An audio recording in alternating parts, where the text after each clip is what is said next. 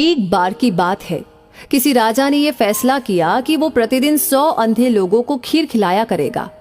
एक दिन खीर वाले दूध में सांप ने मुंह डाला और पूरे दूध में विष फैल गया। जहरीली खीर को खाकर 100 के 100 अंधे व्यक्ति मर गए। राजा बहुत ही परेशान हुआ कि मुझे 100 आदमियों की हत्या का पाप लगेगा।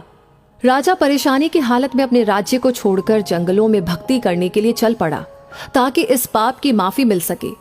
रास्ते में एक गांव आया। राजा ने चौपाल में बैठे लोगों से पूछा कि क्या इस गांव में कोई भक्ति भाव वाला परिवार है ताकि उसके घर रात काटी जा सके।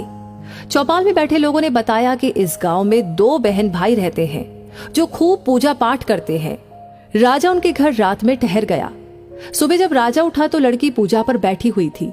इससे पहले लड़की का रूटीन था कि वो दिन निकलने से पहले ही पूजा से उठ जाती थी और नाश्ता तैयार करती थी। लेकिन उस दिन वो लड़की बहुत देर तक पूजा पर बैठी रही। जब लड़की उठी तो उसके भाई ने कहा कि बहन, तू इतनी देर से उठी है? अपने घर मुसाफिर आया हुआ है, उसे नाश्ता करके दूर जाना है। लड़की ने जवाब दिया कि भैया, ऊपर एक मामला उलझा हुआ था। धर्मराज को किसी उलझन भरी स्थिति पर कोई फैसला लेना था और मैं वो फैसला सुनने के लिए रुक गई थी, इसीलिए देर तक ध्यान करती रही।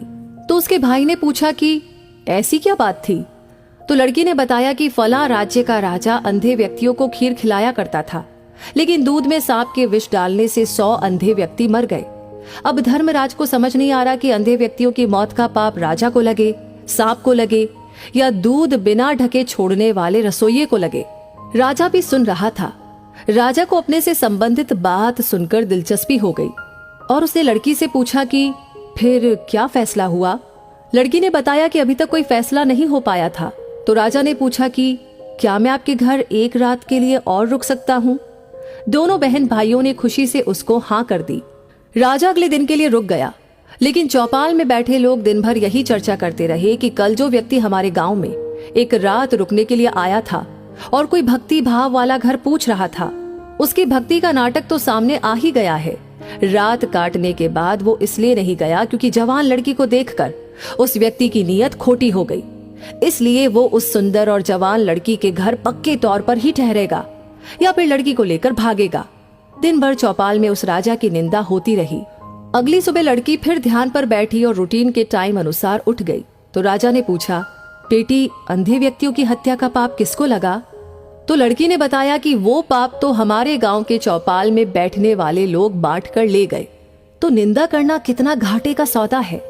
निंदक हमेशा दूसरों के पाप अपने सर पर ढोता रहता है और दूसरों द्वारा किए गए उन पाप कर्मों के फल को भी भोगता है। अतः हमें सदैव निंदा से बचना चाहिए।